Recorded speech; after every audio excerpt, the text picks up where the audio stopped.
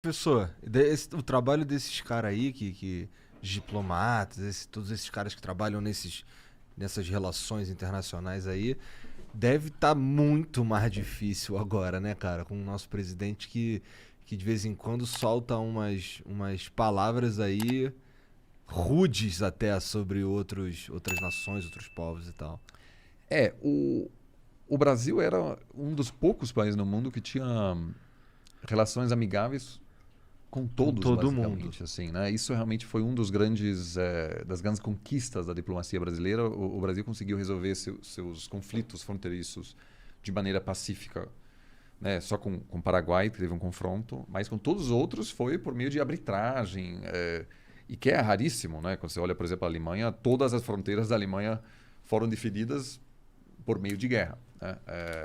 Conquistas, etc. Então o Brasil é muito atípico nesse sentido, um grande país com um poder militar muito pequeno, né? Vocês sabem onde vai a boa parte do orçamento militar. Trator ou picanha? Ou leite condensado? É isso. Não, mas é pensões, salário, etc. Ou seja, não é assim não tem um grande poder militar e, portanto, não ameaça também seus vizinhos. O Brasil conseguiu algo que poucos países conseguem. É um grande país rodeado por países pequenos e ninguém tem medo do Brasil. Invadir esses países, que não é nada trivial. Os países têm medo da China, os vizinhos da Índia se preocupam com a Índia, o Paquistão tem medo da Índia. Por mais de 1000 anos, os vizinhos da Alemanha se preocuparam com a possibilidade de unificação alemã e os ingleses e franceses só toparam a unificação em 90 se a Alemanha topasse abrir mão da sua moeda, né? Foi naquele momento que eles diziam, tudo bem, porque eles tinham medo de uma Alemanha grande com uma moeda forte que pudesse controlar o resto. O Brasil sempre deu um jeito. Agora, com Bolsonaro, esse soft power brasileiro, assim, realmente, dessa forma não existe mais, porque... Pô, não existe mais, é forte, hein, eu professor? também Eu acho que pode... Não, nesse momento, né? Não existe com ele, né? Ele mas, não tem esse poder. Claro, Soft power. me parece assim que esse governo utilizou a política externa para muitas vezes mobilizar grupos internos. Entendeu. Então, por exemplo, atacar o Macron. Para fortalecer a própria base. Então, muitas vezes eu acho que houve, por exemplo, um confronto, não assim uma ameaça contra a Argentina, mas chamar o candidato à presidência na Argentina que estava vencendo de ladrão, de esquerda, não sei o quê. Do ponto de vista racional, isso não faz muito sentido. Isso faz muito sentido para mobilizar a base no Brasil, que não gosta da Cristina Kirchner. Faz muito sentido ser o candidato, mas não se você é o presidente. Porque agora você tem uma situação complicada com a Argentina, com os Estados Unidos, Com a China. com a China, com boa parte da Europa. Eu acho que o Brasil mantém uma relação funcional com os países BRICS, né? Mas, de certa maneira, também na grande questão que dominará o debate internacional nos próximos anos, que é a mudança climática, o Brasil é visto como uma potência negacionista. Agora, é verdade, há uma percepção de que o Brasil é maior que Bolsonaro, por exemplo. Ou seja, com quem o John Kerry, que é a pessoa responsável para assuntos climáticos, se encontrou quando esteve aqui. Mentira, ele teve essas reuniões online, mas ele se encontrou com todos os governadores porque sabe que tem gente preocupada com o assunto climático. Mas, digo, esse goodwill, né? O governo brasileiro hoje é um país bastante isolado. Eu diria mais isolado hoje do que durante a ditadura militar. Caralho!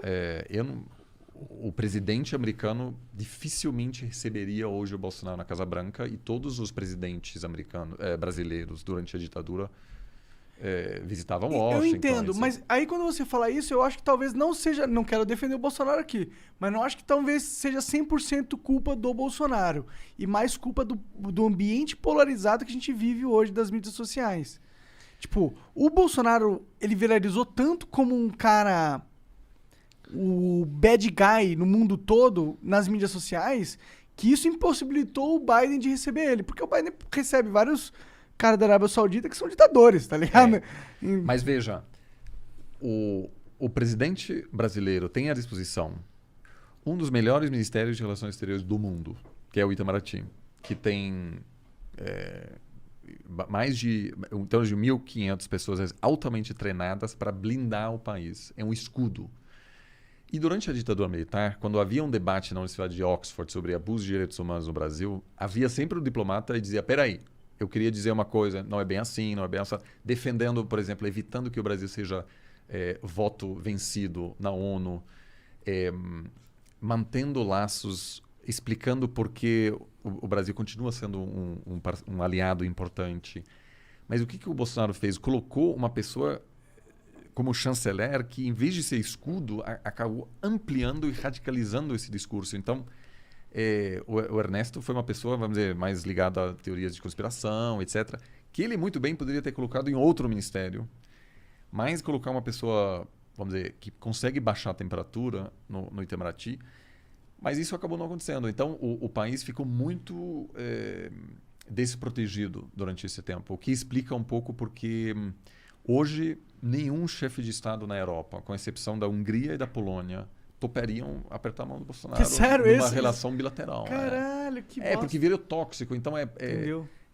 se você quer falar uma coisa não polêmica sobre RI, vamos supor que você é um candidato a algo na França e você não entende nada de RI e você quer falar algo que é seguro de se falar. Então, você fala mal do Bolsonaro. Porque ninguém vai dizer, não, mas o Bolsonaro... Então, criou-se um consenso que, obviamente, de certa maneira, eu concordo com você, não é inteiramente justo, mas é culpa, sim, do governo, porque poderia... era possível tomar medidas, porque, sim, o Macron se encontra com ditadores do Oriente Médio e ninguém... Assim, algumas pessoas criticam, mas... Mas ninguém sabe, nem se liga. Então, assim, a comunicação do Bolsonaro é a pior comunicação de um presidente da história da humanidade, eu acho. Eu acho que essa meio que essa caricatura, né? Essa pessoa tóxica que, enfim, não se importa, que não se importa com o próprio isolamento, isso faz parte da estratégia interna. Isso mobiliza os seus seguidores. Para dizer, olha, a gente não está na mão dos chineses, a gente não está na mão agora dos globalistas que tomaram conta da Casa Branca, que fraudaram a eleição. Ele falou para o assessor do Joe Biden que ele acha que as eleições nos Estados Unidos foram fraudadas. O que ele estava basicamente dizendo, eu acho que você faz parte de um governo ilegítimo. Né? E... Ele não entende a ramificação Eu acho que disso, ele nem se ligou que ele falou isso, né, cara? Mas, digo, pode até dar certo, porque se o Bolsonaro topar, por exemplo, excluir a Huawei da China na hora de construir a rede 5G, o que eu acho que não vai acontecer, aí sim se poderia até manter uma aliança com os Estados Unidos. Mas o Brasil é tão dependente da China que essa aliança, do ponto de vista americano, não vai dar certo. Então, sobretudo a ala mais esquerda do Partido Democrata odeia o Bolsonaro. E isso, obviamente, tem um impacto também na política interna, porque para um investidor é um país um pouco mais complicado, pode haver boicote de produto brasileiro, até de produto que nada tem a ver com a Amazônia. Né? Então, hoje em dia, CEOs de empresas brasileiras que vendem para mercados europeus não tem mais aquela bandeira brasileira destacando. País de todos, Porque 10 anos atrás, você ser uma empresa brasileira era uma vantagem, né, que aumentava a sua visibilidade. Era uma coisa que você queria mostrar. Né? Você colocava bandeira no seu produto. Aí agora tu deixa passar batido. Hoje é um pouco... porque... Não porque as pessoas não gostam do Brasil, mas as pessoas estão dizendo, será que esse produto tem algo a ver com a destruição da Amazônia? E eu tenho conversado com representantes de empresas que não tem nada a ver com a Amazônia e disseram que eles enfrentam esse questionamento bastante quando viajam para o exterior. Por quê? Porque o governo não construiu uma narrativa que poderia ter construído perfeitamente. Mas era preciso colocar uma pessoa minimamente sensata no Ministério do Meio Ambiente para ter esse escudo de novo. O que acontece? Havia taxas de desmatamento superiores às taxas atuais nos anos 90. Ou seja, não é só o número, mas é o marketing da coisa. Jeito de tratar, né? Total. O Collor, por exemplo, só para dizer assim, o Collor que teve uma presença curta, organizou o Rio, a grande conferência climática. Né? Teve agora a Rio mais 20. A primeira foi em 92. Ele falou, olha, a gente Eco 92, né? Uma democracia jovem, ainda instável. Muitas pessoas associam o atraso com a gente. A gente é visto como um país ainda ditatorial, que está destruindo a floresta. Então, o que ele fez? Ele consultou seus assessores diplomáticos e eles falaram, olha, a gente consegue mudar a imagem do Brasil organizando a maior conferência do mundo, da história, sobre o clima. E aconteceu. E o mundo falou, nossa, o Brasil está tomando dianteira nesse negócio. Reconhece que é um problema, mas se torna líder nesse assunto. E mudou muito a imagem do país. Então, um outro governo, né, poderia ter feito uma grande conferência, dizer, olha, sim, temos um problema, vamos pensar conjuntamente como lidar com essa questão. E aí, entendeu?